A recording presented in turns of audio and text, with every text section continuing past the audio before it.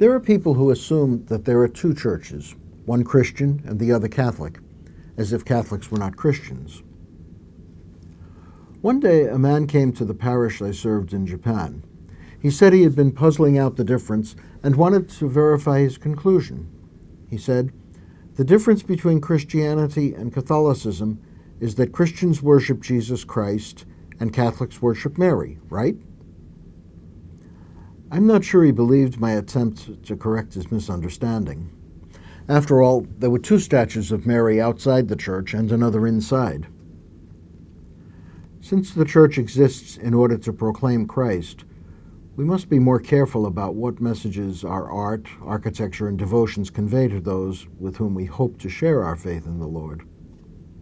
Even we Catholics, if we're not careful, sometimes forget that anything we say of Mary is actually something we say about Christ and his people.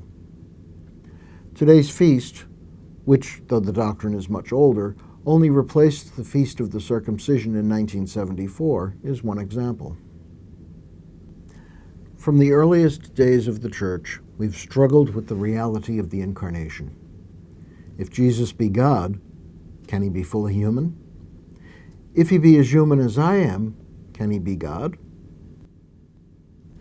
In different times and places, and even on different days of my own life, we tend to go back and forth on the issue, sometimes emphasizing the Lord's divinity while forgetting his humanity, and at other times emphasizing his humanity while forgetting his divinity.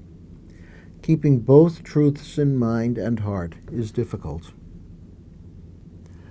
When the bishops at the Council of Ephesus in 431 declared that Mary is the Mother of God, they were correcting the idea that because Christ is God, he could not be a real human being. The Council Fathers used the one absolutely human trait, we all have mothers, to affirm that Jesus, whom we worship as God, is a real human being. After all, he has a mom. They were talking about Jesus, not Mary. The other side of the conundrum, whether the man Jesus is really God, was the subject of other early ecumenical councils, notably Nicaea in 325 and Constantinople in 381. But today's feast is not just about a 5th century theological dispute. Any feast is about us as well, because in our baptism we are united with Christ. We honor Mary not because she's some near goddess. We honor her because she wholeheartedly did something we're all called to do. She said yes. When God's messenger told her that God had a task, a vocation for her, Mary responded, "Let it be done to me as you say." Her yes saying made her the Mother of God and a model of what the Church is. We are the community of those who in our baptism have said yes. Each of us is presented with the same vocation as Mary. God says to you and to me, "Make my Son present in the world. Forgive sins, bring healing, live with faith that my love is stronger than your death. By word and deed, assure the world of my love." And what answer do we give? Well, in our baptism, we have given the same answer as Mary. Yes, Father, I will give your Son a human body, my human body, so that the world might know you.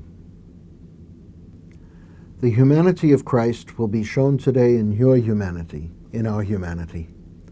The divinity of Christ will be shown today in his working through you, through me. Today, right here, we are called to be what the Council of Ephesus said of Mary. Today and every day, we are the mothers of God. We are the fathers of God.